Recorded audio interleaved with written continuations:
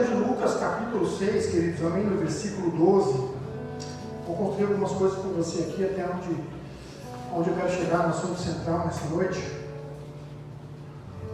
Está falando quando Jesus, queridos, amém, escolhe os 12, amém, ele está no monte da planície ali, é semelhante ao Sermão do Monte, em Mateus. Lucas, ele não dá algo tão detalhado assim, ele fala uma coisa mais rápida. Mas o interessante dessa movimentação nos leva a pensar de uma forma clara e bíblica do que Cristo realmente está pedindo, está exigindo da gente. E algo que me veio muito forte esses dias foi que não há mais espaço para criarmos um teatro religioso. Ao mesmo tempo que eu quero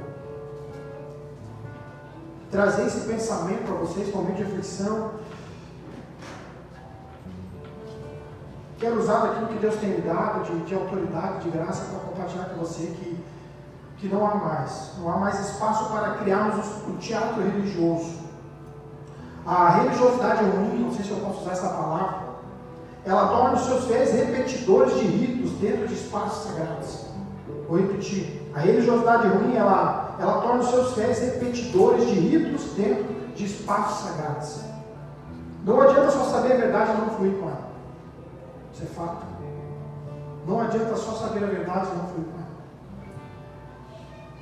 Que é algo que Deus tem queimado no meu coração esses dias. Ele disse: não é a quantidade de capacidade que você tem de armazenar, de guardar, de decorar aquilo que eu estou falando para você, mas é a habilidade que você tem de pôr em prática aquilo que você já sabe. E eu vou dizer uma coisa para você, não sei se a gente precisa saber mais, não sei se a gente precisa entrar no campo de que eu quero aprender. Eu acredito que em boa parte a gente agora precisa ruminar talvez aquilo que já sabemos para pôr em prática.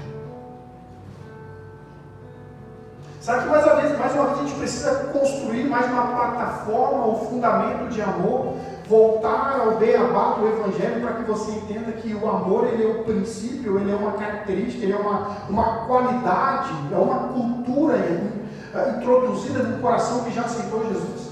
Sabe que eu preciso novamente falar do perdão, sabendo você que se você não perdoar, querido, também há uma boa bagagem de culpa que você está levando. Então, coisas normais, amém? Ou seja, do início da nossa caminhada cristã, sabe que nós precisamos trazer novamente ao nosso culto religioso para ficar preso, talvez, com esses teatros religiosos, para entender que nós precisamos não somente dar ouvido àquilo que está sendo pregado, mas pegar o texto da Bíblia e dizer: bom, eu vou externar esse texto agora no meu dia a dia.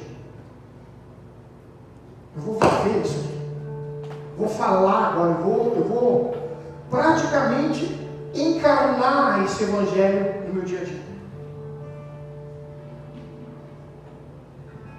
Porque a gente muitas vezes está vindo, a gente está se encontrando num espaço e só criando um tipo de um teatro religioso que a segunda-feira está pedindo aquilo que nós estamos ouvindo no domingo e nós não estamos entregando para a segunda. Você já se pegou pensando que todo culto é uma oportunidade que você tem de aprender algo cujo dia seguinte está precisando que você aplique? Você já parou para pensar nesse lugar? Que é uma oportunidade que você está tendo da parte de Deus, queridos, amém? Ele permite que a gente venha criar um tipo de um ambiente onde a gente pode se reunir como culto para que quando a verdade dele é falada, a gente diz assim: opa, essa verdade ela não serve somente para ser um rito religioso na minha vida. Ela deve ser aplicada no meu dia a dia. E nós somos desafiados a esse lugar. Nós somos chamados a esse lugar.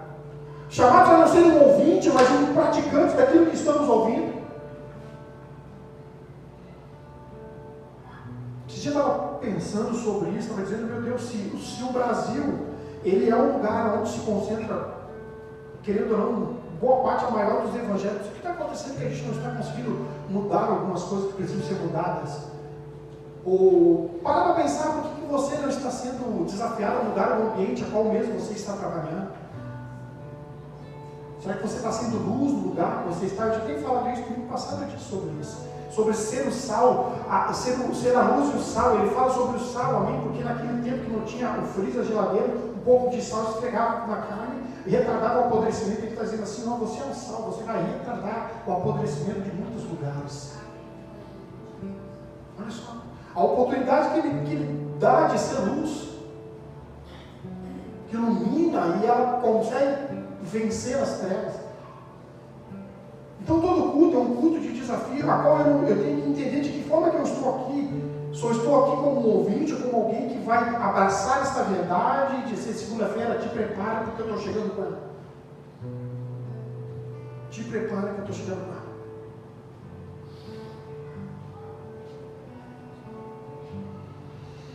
Então, existe uma religiosidade ruim e ela nos torna os seus fiéis repetidores de ritos dentro de espaços sagrados. E diversas vezes nós encontramos em boa parte dos nossos cultos assim. Nós estamos aqui, recebendo uma verdade tão verdadeira, tão pura, tão libertadora, e nós colocamos o Deus a qual libera, nos dá essa verdade que nos liberta, colocamos dentro de uma caixa para conservar. E a gente é mais ousado ainda, a gente banca uma espiritualidade sem gerar fruta, diz assim, eu estou esperando na hora certa para liberar. Eu estou esperando na hora certa para dizer que Jesus te ama para alguém. E tem hora para isso, irmão. Tem momento para isso, se você é uma carta viva. E agora você pode dizer assim, meu Deus, o que eu vim fazer nesse culto hoje? O que eu vim fazer aqui? E Deus tem queimado isso no meu coração. De nossa vida, do nosso ministério, você é útil ou você é necessário? Somos úteis ou somos só necessários? Para e pensa. Olha para você mesmo e vê se você tem utilidade ou se você somente é necessário.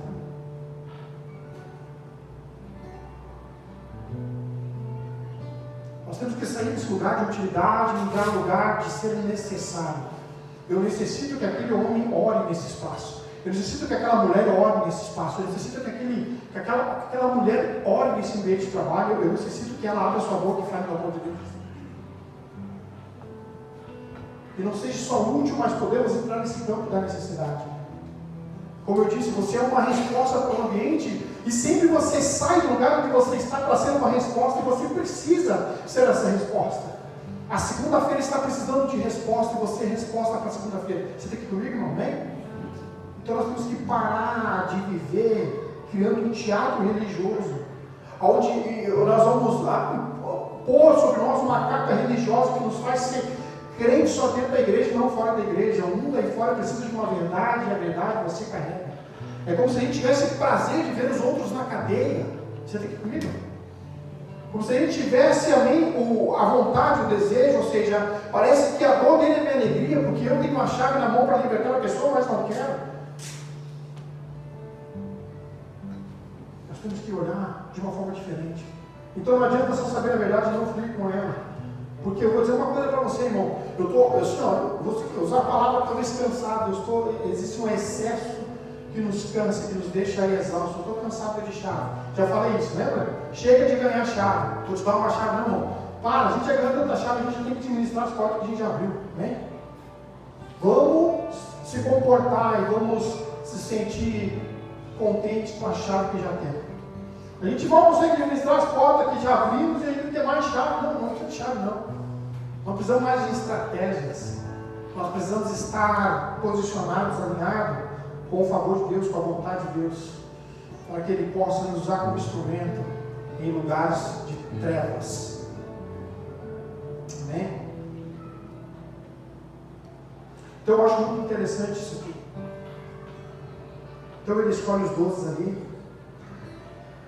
Vamos comigo no versículo 17, diz assim: Jesus desceu com eles e parou no lugar plano.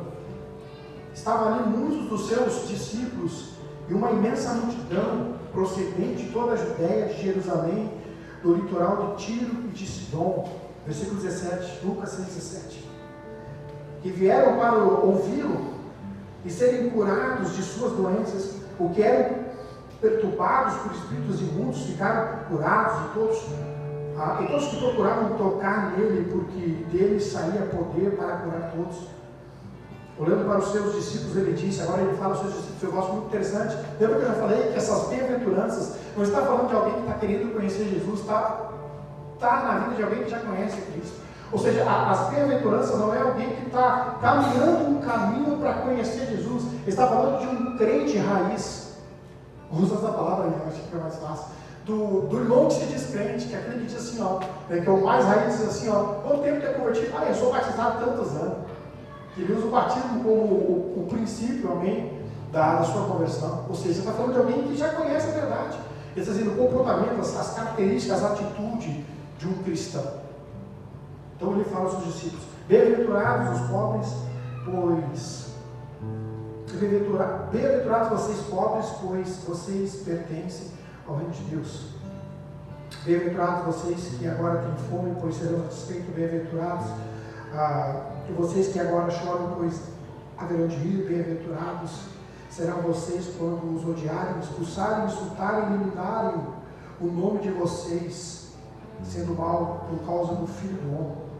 Regozije-se nesse dia e salte-se de alegria, porque grande é a sua recompensa no céu, pois assim os antepassados deles trataram os profetas.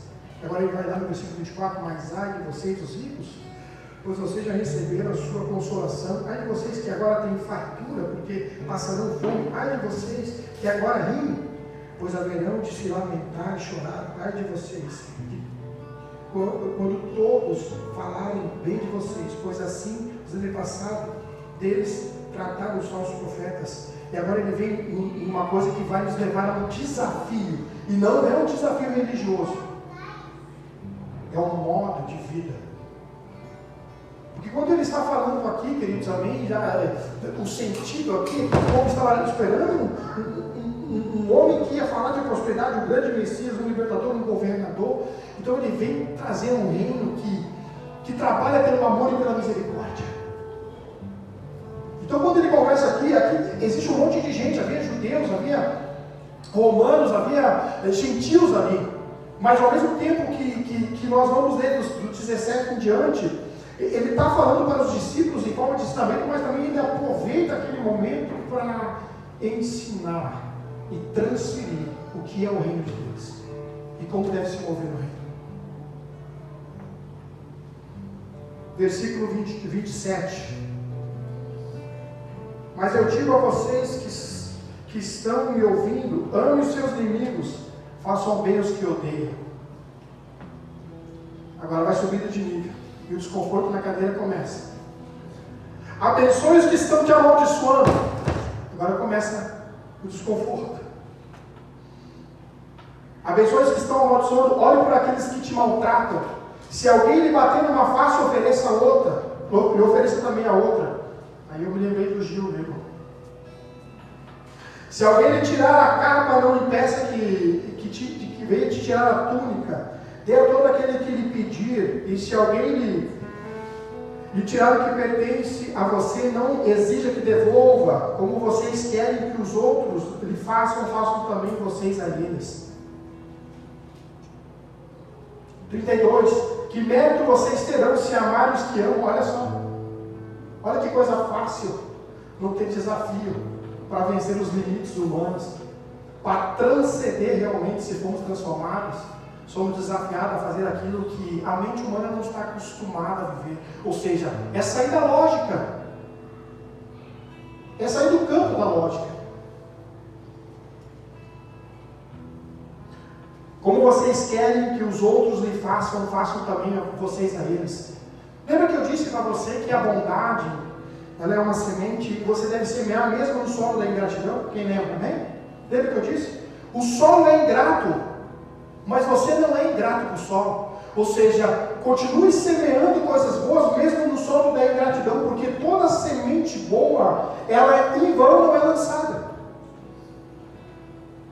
Porque eu acho interessante esse pontapé inicial de dizer assim, como vocês querem que os outros tratem vocês, tratem os outros também.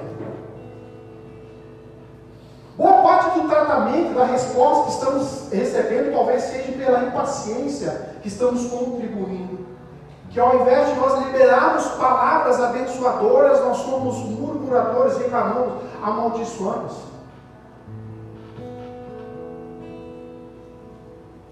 Que mérito vocês terão se amarem os que amam? Até os pecadores amam os que amam. Que mérito terão se vocês fizeram bem àqueles que são bons para com vocês? Ele está dizendo, olha, não tem lógica isso. Então quando ele traz essa questão do reino, ele muda completamente essa lógica humana. Esta forma de lidar. Porque a sociedade, ou seja, nessa cultura da autossuficiência, nessa cultura da visualização, essa cultura de sempre tentar dar um ganho em cima dos outros, essa é a cultura, amém, a qual muitas vezes nós nos permitimos, ou até fazemos consciente que é errado. Eu acho que a pior acusação que tem não é a voz externa, mas aquela voz interna da tua própria consciência. É quando você ignora a voz moral da sua própria consciência. É você faz errado externamente, mas internamente a tua consciência te acusa. Amém, irmãos? Eu acho que quando ignoramos esta voz da consciência moral, eu acho que é a voz mais amada, queridos, amém, a qual nós experimentamos. Porque o tapa, vamos dizer, usar o exemplo do tapa, o tapa que dói não é um tapa externo, mas é um tapa interno, que a tua própria consciência vai em você dizendo, olha, você está fazendo isso, mas está errado, né? Tu sabe. Isso não é inconsciente, é consciente. Que mérito, versículo 33, e que mérito terão se fizerem bem aqueles que são bons para com vocês? Até os pecadores dizem assim, que mérito terão se emprestarem às pessoas que esperam devolução?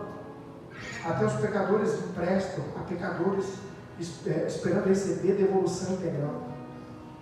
Ame, porém, os seus inimigos, faça o bem, e empreste a eles sem esperar receber nada de volta. Então a recompensa que terão será grande, e vocês serão filhos do Altíssimo, porque Ele é bondoso para com os ingratos e maus. Sejam misericordiosos, assim como o Pai de vocês é misericordioso. Esta forma que Jesus libera, essa movimentação do reino, ou seja, não é um governo de querer dominar, porque o reino não veio para querer dominar, mas para revelar o que é certo. Na verdade, o que se perdeu no jardim.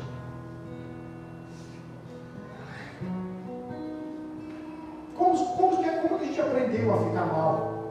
Com a cultura que nos ensinava. Como a gente aprendeu a odiar? Como a gente aprendeu a não perdoar? Com aquilo que nos ensinaram. Uma cultura errada. Eu digo assim, esta geração que está vindo, que é uma esponja a mente dessa geração, coloque neles, não transfere para eles os seus medos, a sua falta de perdão.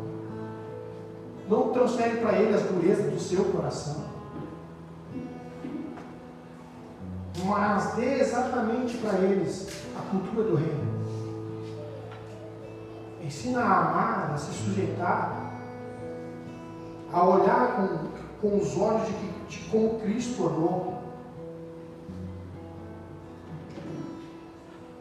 Fazer tudo à luz da justiça do Evangelho é viver de tal maneira, de tal forma, que cada atitude, decisão, julgamento sejam guiados pela graça e pela verdade, e pela justiça que procede de Deus. Através de Jesus Cristo, não por mérito humano, mas pela fé, que transforma os corações e ações. Agir com base no amor e na verdade de Cristo, porque a verdade quer receber, a verdade deve receber todo o nosso ser. O nosso todo ser deve ser inclinado à verdade, ou seja, a fé nos dá essa capacidade de se entregar à verdade sem ter medo de perder. Agir com base no amor, julgar e discernir, fazer julgamentos justos, ou seja, pensar, refletir, se colocar no lugar. Quem se coloca, hoje a gente não tem nem tempo mais de se colocar no lugar do outro. tão cheios de si que somos. Estamos tão cheios de nós mesmos que a gente não ia acabar de dizer assim. Talvez a resposta de dar para cá está assim, talvez não tenha o porquê disso, talvez não tenha uma cultura, ou seja, talvez não seja algo que ele trouxe do passado no seu presente para responder da forma que está respondendo. A gente perdeu a capacidade de desacelerar para se pôr no lugar do outro, para fazer julgamento justo, porque estamos cheios de si. E julgamos, amém, de uma forma destrutiva, mas não para edificar, mas para destruir.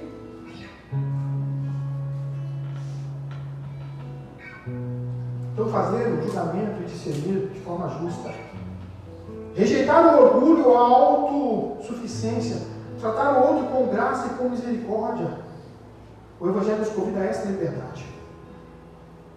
A essa liberdade, irmão. E essa liberdade, ela exige uma coragem para viver leve. Para reconhecer que não somos definidos por aquilo que temos ou que conquistamos. É para aceitar as perdas, para perdoar, para seguir em frente quando para seguir em frente quando tudo em nós quer retaliar ou estagnar. Algo profundamente transformador, desafiador e radical para a nossa cultura da época, porque bondade diversas vezes está sendo uma leitura equivocada dizendo que é fragilidade. Quem disse, irmão? Bondade não é fragilidade, é consciência de desprendimento. Então, algo profundo, transformador, desafiador, radical para a cultura. Então, quando Jesus começa a falar isso, da forma, queridos, a minha, qual eles viviam era totalmente diferente. Havia rivalidades, briga. Esse não é um código moral para ser guiados de forma cega, mas é um chamado a uma nova maneira de existir, uma existência não condicionada pela lógica ou pelo mérito, da vingança, da defesa de direitos. É a vivência da liberdade que nasce quando já não mais precisamos vencer e justificar, identificar, é viver sem estar preso. Uma coisa que eu coloquei aqui é muito interessante, que eu aprendi, queridos, nisso, porque aqui está levando eles a desafios a qual não era apto, ou seja, não estavam acostumados a pensar naquilo ali. E quando ele fala no versículo 37, assim, ó, versículo 37, não julgue, e vocês não serão julgados. Olha só, não condene, não serão condenados, perdoe, serão perdoados.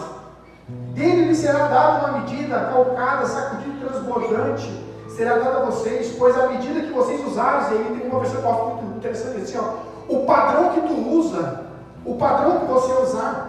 Então ele está dizendo assim, ó, a medida, olha só, pois a medida que vocês usarem também será usada para medir vocês. Você está sendo usado da mesma forma que você está medindo, ou seja, o padrão que você está executando é o padrão que você está recebendo. Amém? Nós não podemos culpar Deus da nossa má gestão com aquilo que sabemos, porque aquilo que sabemos está oculto em nosso coração, por isso que estamos presos e não temos a capacidade de se libertar. Porque não é que está nos faltando uma verdade que alguém nos fale. Está faltando que nós criarmos uma vergonha na cara, de dizer, cara, eu já sei a verdade e preciso abraçar com todas as forças, mesmo que eu saia perdendo.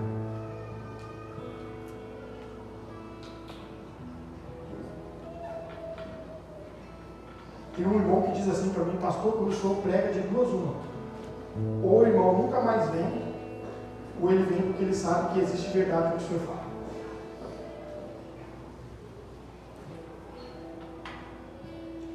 Então, se estamos firmados em Cristo, podemos soltar e nos desprender, sem medo de perder a nós mesmos.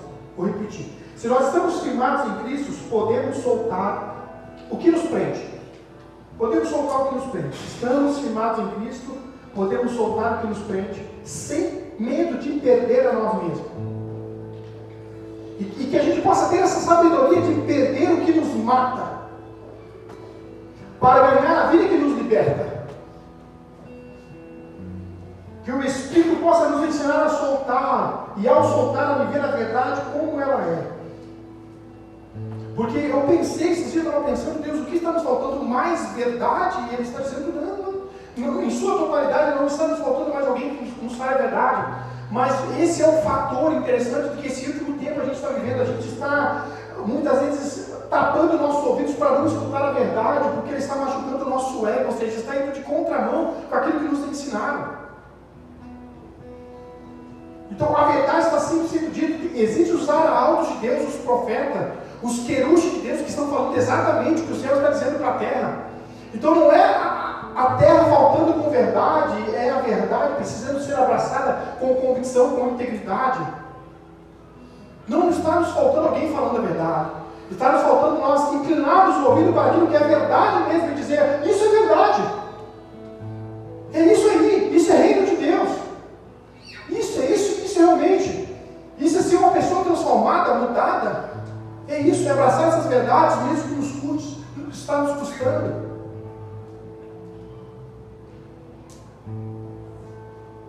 Então que a gente possa ter a sabedoria de perder o que nos mata para ganhar a vida que nos liberta. Que o Espírito nos ensina a soltar, e ao soltar a viver de verdade. Tudo que nós precisamos saber, e aqui vem uma palavra muito interessante, tudo que nós precisamos saber do caráter de Deus está em Cristo Jesus. Tudo. A forma como Jesus estava lidando com tudo aquilo que se apresentava diante dele, quando ele traz, ele está inaugurando essa questão do reino de Deus. Então tudo que nós precisamos saber sobre Deus está sobre Cristo Jesus, sobre o caráter de Cristo. Ou seja, o caráter de Deus está na figura de Cristo Jesus, que veio a este mundo, é uma verdade, o verbo que se fez carne. Eu já falei um tempo atrás que não é poético, é a verdade entrando no mundo da mentira, gerando o quê? Confronto existencial com aqueles que estão anestesiados com sofismas, com falsas verdades. É a verdade que nos confronta. Então tudo que nós precisamos saber sobre o caráter de Deus está aí, está em Cristo, em sua forma de amar, irmão, em sua forma de acolher, de confrontar e de servir. Na forma de amar, de acolher, de confrontar e de servir. Então por isso que eu digo que nós devemos ter fé, e essa fé tem que estar inclinada em sua verdade. A fé dá todo o nosso ser à verdade, com esperança, com confiança em Deus. E deixá-lo cuidar de nós sem saber como.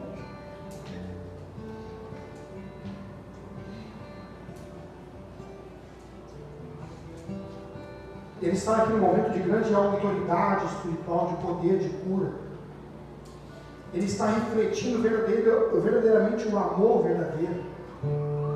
Como eu disse, o povo ele vivia sob uma opressão romana, eles esperavam vingança. Então Jesus ele é o oposto do reino.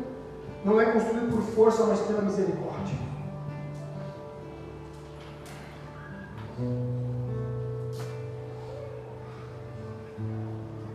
Jesus também, versículo 39, Jesus também,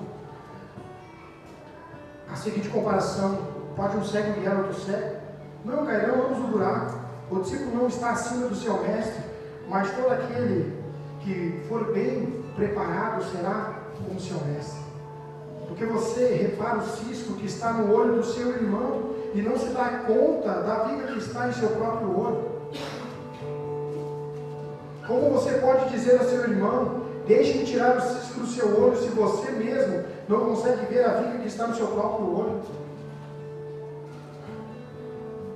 Hipócrita, tire primeiro a viga do seu olho, e então você virá claramente para tirar o cisco do olho do seu irmão. Nenhuma árvore ruim dá fruto bom. Toda árvore é reconhecida pelos seus frutos, e quem colhe figos de espinheiros, tem uvas de ervas daninhas. O homem bom tira o quê? Coisas boas. Isso aqui é um texto básico, que a gente sempre fala. O homem bom tira coisas boas. Sabe o que quando eu sei que a pessoa carrega no coração, é o que ela fala, irmão. Porque a boca sempre fala do que o coração carrega. A boca fala do que o coração está carregado. O coração ele tem uma capacidade de armazenar coisas que a tua mente esquece. O coração faz a tua mente lembrar. Você quer esquecer, mas está guardado no coração. Ele tem uma capacidade de guardar arquivos que não fazem mais sentido no presente. E quando vê, você lembra. E agora ele fala assim, sobre o prudente e o insensato. Que vocês me chamam Senhor, Senhor, versículo 46. Porque vocês me chamam Senhor, Senhor, e não fazem o que eu digo. Eu lhe mostrarei com o que se compara aquele que vem a mim, ouve as minhas palavras e a pratica. E agora vem aquilo que já sabemos. É como um homem que construiu a sua casa e cavou fundo e colocou os alicerces na rocha.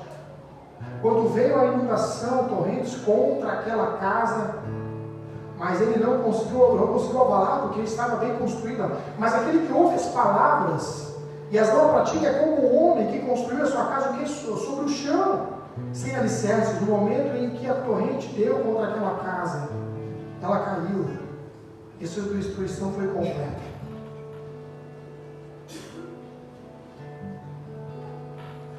Eu acredito que aqui tem uma boa base de um perfil de quem somos, de que tipo de casa somos, e que tipo de construção temos. Porque se nós estamos construindo a nossa vida fundamentados nessas verdades, pode ter certeza que tempestades vão bater com essa tarefa, mas você não vai se abalar, irmão, você não vai cair. Porque a Bíblia deixa bem claro, não é aquele que escuta, mas aquele que escuta e obedece. Quarta-feira, Paula falou sobre obediência. Mano, obediência, irmão, é um ambiente que eu decidi habitar. Obediência é isso. O que é obediência? É um ambiente que eu decidi habitar. A obediência não é um peso, não é um peso para quem sabe que existe um propósito. Ponto. Quando que se torna peso? Quando a obediência é prestada com segundas intenções. Eu vou obedecer para ele me dar. Não, eu não obedeço para ele me dar, eu obedeço porque ele já me deu a sua vida naquela cruz. Enfim. Então eu tenho prazer em obedecer, não a obrigação de cumprir regras. Porque o reino que ele me traz, ou ele me trouxe a mim, me libertou do cativeiro que eu estava. Abriu os meus olhos, curou a minha alma, me tirou a minha alma do cárcere. Abra comigo lá Provérbios, capítulo 8.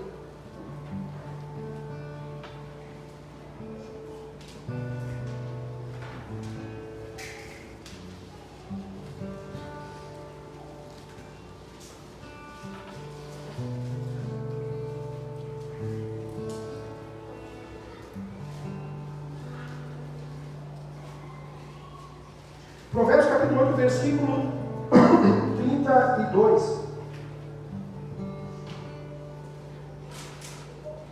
Olha só. Provérbios 8, 32. Ouçam agora, meus filhos, como são felizes os que guardam os meus caminhos. Ouçam as minhas instruções e serão sábios. Não as desprezem. Como é feliz o homem que me ouve, vigiando diariamente a minha porta, esperando junto às portas da minha casa, pois todo aquele que me encontra a vida e recebe o favor do Senhor, mas aquele que de mim se afasta, a si mesmo se agride. Todos os que me odeiam amam a morte. Eu acho muito interessante o Provérbios, ou a sabedoria falando aqui conosco. E eu acho interessante que ele está dizendo assim, como é feliz o homem que ouve. Ele está dizendo aquele que tem prazer em ouvir as suas verdades. Existe alegria nele. O versículo 32 diz assim, agora ouça meu filho, como são felizes aqueles que guardam o caminho. Ou seja, é aquele que está prestando atenção na gestão da sua vida para que, ao gestar a sua vida, a verdade possa ser revelada. O caminho de Deus, ele se mostra, amém, a um coração obediente. Quem não obedece não sabe para onde está indo, irmão. Tem confusão. Porque toda resposta que você dá, queridos, amém, para o lugar onde você vai estar, ou o lugar onde você está sendo desafiado para anunciar a verdade, existe um propósito incluído. Para tudo existe um propósito.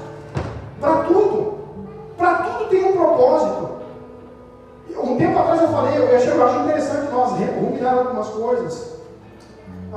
Quando alguém te faz mal, não tem a ver o mal que a pessoa fez para você, tem a ver o que você faz com esse mal que te fizeram. Está aqui comigo? Porque a pessoa te liberou o mal. E ela está livre, porque ela disse mal, ela fez mal para você. Mas o mal não prejudica ela na sua totalidade, prejudica você, porque cabe a você entender o que você vai fazer com o mal que te fizeram. Você está entendendo?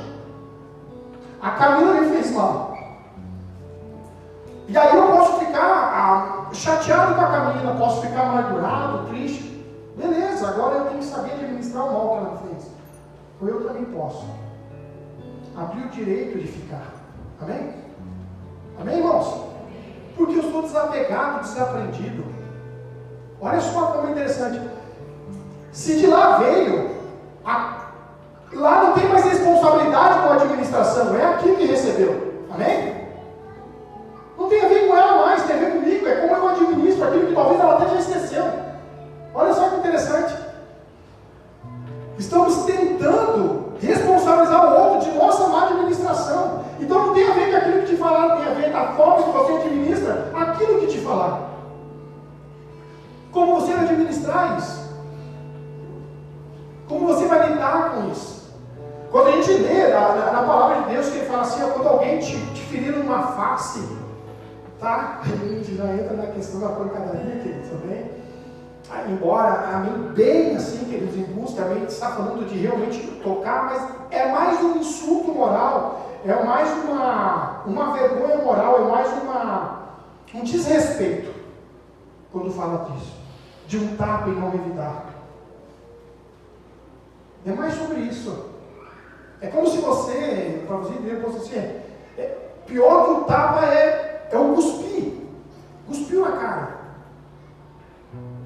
E a forma que você vai corresponder o cuspe que você recebeu na cara. Que nojento isso, pastor. Então vamos voltar para o tapa. Jesus, ele levou um tapa e ele disse, por que você me bateu se eu falei a verdade? Ou seja, ele revidou de uma outra forma. Com a verdade. Mas não com uma agressão violenta. Mas com uma pura verdade. Então, muitas vezes, somos levados a um grande teste. Agora eu vou começar a pregação. O grande teste da vida que se apresenta de segunda a sexta-feira. E talvez até domingo, tem gente que até domingo às 19 horas vive os grandes testes. E esse grande teste não é para mostrar para você que você é um capacho de Satanás. Não tem nada a ver com isso. Ele trabalha em duas condições, em duas categorias, os testes que nós somos levados. Uma, para mostrar o que Deus já mudou em você, e para mostrar o que ainda não foi mudado. Amém? Somos levados a um lugar onde nós precisamos desafiar se realmente o que sabemos não é poético, não é rito religioso, e é uma verdade que quando nós somos desafiados, ela salta de nós. Porque quando você é levado a uma pressão, a um grande teste, você precisa entender que há uma resposta de convicção que você libera. Comigo, irmão? Amém? Amém? Existe uma resposta de convicção que você libera quando você é levado a um grande teste. Eu não sei quem falou uma vez assim sobre a questão da paciência. Como que Deus vai testar a nossa paciência? Nos permitindo em ambientes onde a nossa paciência possa ser provada. Aonde Deus vai testar o nosso amor? Em lugares onde o ódio está implantado. Aonde Deus vai nos levar a esses grandes testes? Eu vou tirar agora. Estou passando um teste aqui já. Não se preocupe, irmão, que a Ira é santa. Glória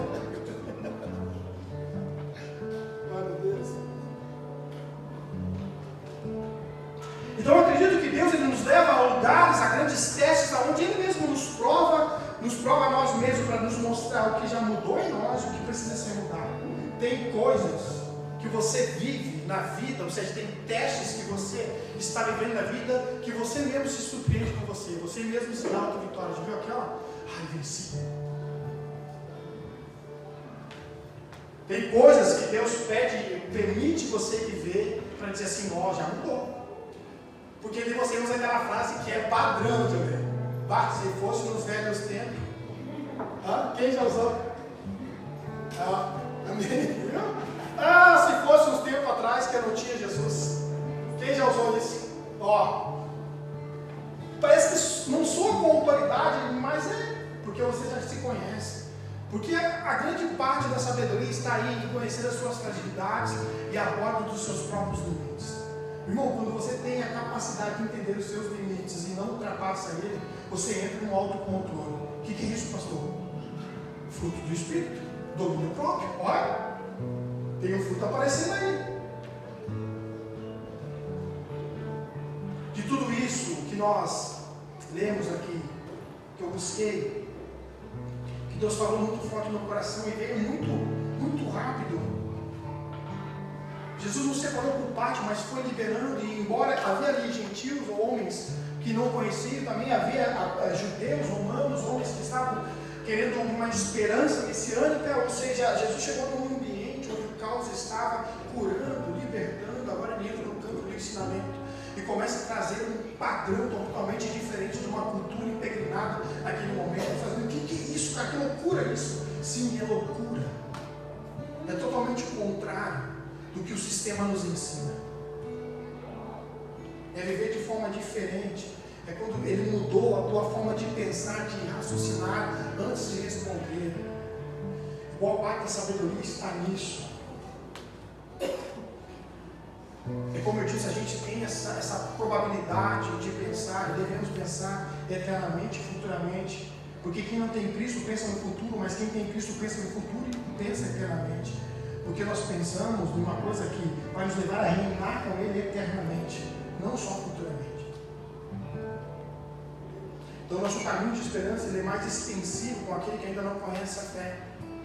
Quando Ele fala para mim que eu devo abandonar e deixar porque existe uma recompensa, Ele não está dizendo para mim me inclinar com o coração naquilo que é futuro, mas naquilo que é eterno. Eu vou dizer uma coisa para você: de tudo aquilo que o mundo tem nos oferecido, a gente está perdendo a capacidade de ter amor pelas coisas eternas. Nós estamos tão territoriais que a gente esqueceu que existe uma eternidade que será apresentada para aqueles que permaneceram firmes na fé. Porque as coisas de preço nos roubaram daquilo que realmente tem valor. Mas quem tem a consciência transformada e sabe que precisa ainda lutar por coisas futuras, ele não tira da sua consciência as coisas eternas. Ou seja, onde a traça e a ferrugem não vai entrar. Hoje o ladrão nenhum vai saltear. Mas do tempo para cá, pegaram até o Evangelho, amém, distorceram as suas verdades para que a gente venha pensar no futuro, mas não eternamente. Agora nos preocupamos mais em preparar uma vida para reinar com Jesus, mas sim para demonstrar para o outro que somos vitoriosos aqui. Nos ensinar isso. Esse é um rito religioso. Perdemos a total capacidade de desejar coisas eternas, porque fomos roubados pelas coisas futuras que nos ofereceram por um momento. Mas existe uma verdade que é eterna e ecoa no nosso presente e nos faz olhar além da lógica, além do padrão.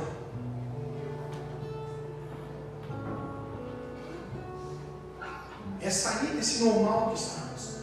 Estamos ouvindo sobre coisas futuras, não, estamos ouvindo sobre coisas eternas. Porque um padrão se materializou, se externou aqui. Jesus trouxe um padrão do reino que é totalmente distorcido ao que nos ensinaram. Não é um reino que quer governar, mas que se revela pela misericórdia. Essa é a guerra. Vamos aqui para querer controlar, mas revelar a misericórdia. Uma graça que nos abraça, que nos sustenta, que nos capacita. Nos leva a um lugar de desprendimento e confiar totalmente ao Senhor. Eu não estou dizendo que você não tem que ter plano, tem que ter plano. Faça os seus planos, mas não deixe o plano roubar você de um amor eterno, amém? Está aqui comigo?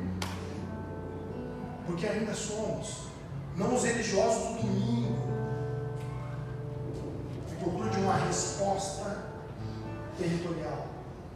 Somos aqueles que estamos aqui em preparo para reinar com Jesus em sua glória.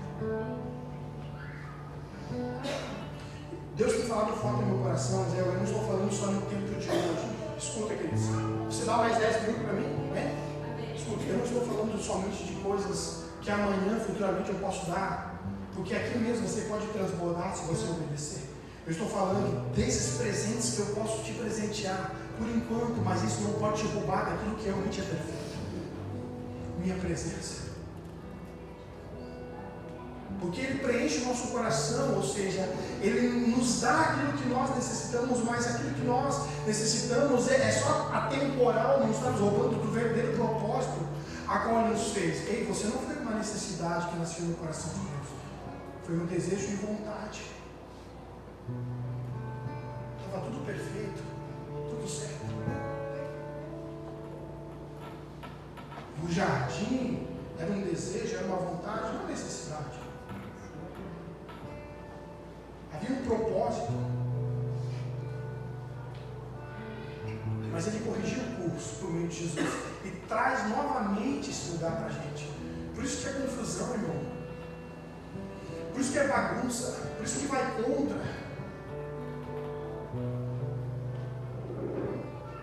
O que realmente é. Quando a gente faz essa pergunta ao nosso próprio coração, o que é a verdade? O que é a verdade?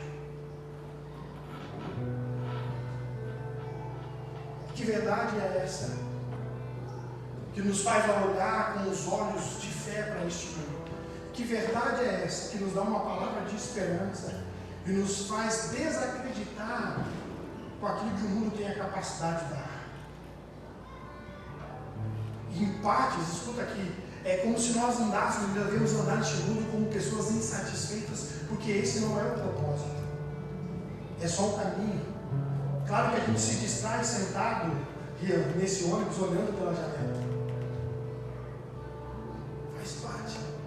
Claro que a gente se encanta com as paisagens que nós estamos vendo, que o mundo construiu, está nos oferecendo.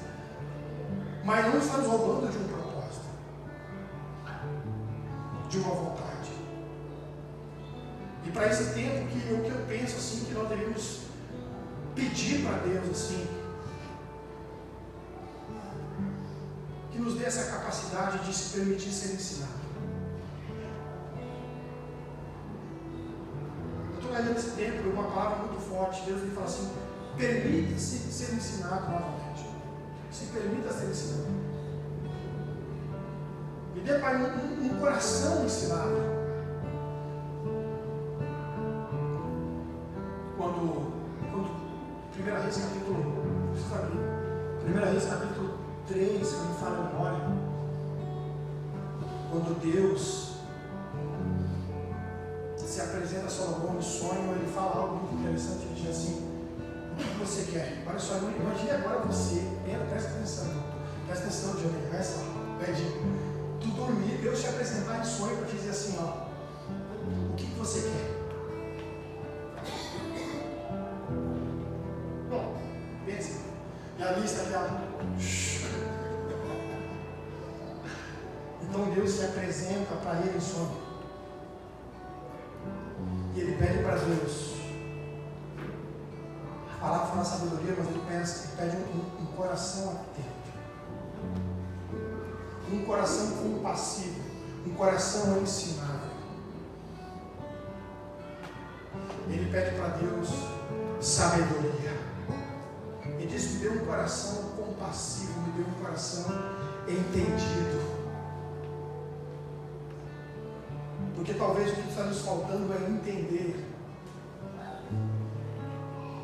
Porque se perdemos, talvez porque não estamos entendendo, por isso que estamos nos deixando levar por aquilo que realmente tem valor diante de Deus. Porque o nosso coração está totalmente carregado de tantas opções e emoções, de tantas ideias. Eu acho interessante porque o Senhor me deu um coração entendido, compreensivo. Um coração que tenha a capacidade de entender, que eu posso discernir. Ele diz, meu Deus do céu, foi ele que diz, né, Antônio, me ajuda aí. Fala lá comigo, 1 Reis. Ah, tu vai ter que cantar aquela canção do coração. Né? 1 Reis, vai dizer assim, pastor, eu veio fresquinho do céu. Então, irmão, se eu não errar aqui,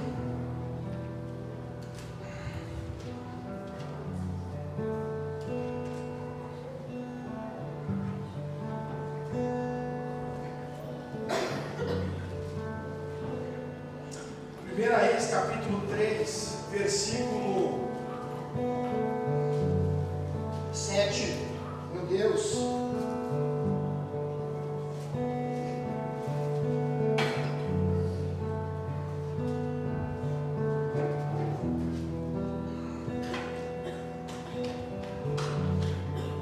Eu acredito que lá em cima da tua Bíblia está escrito que Deus pede, que Salomão pede sabedoria.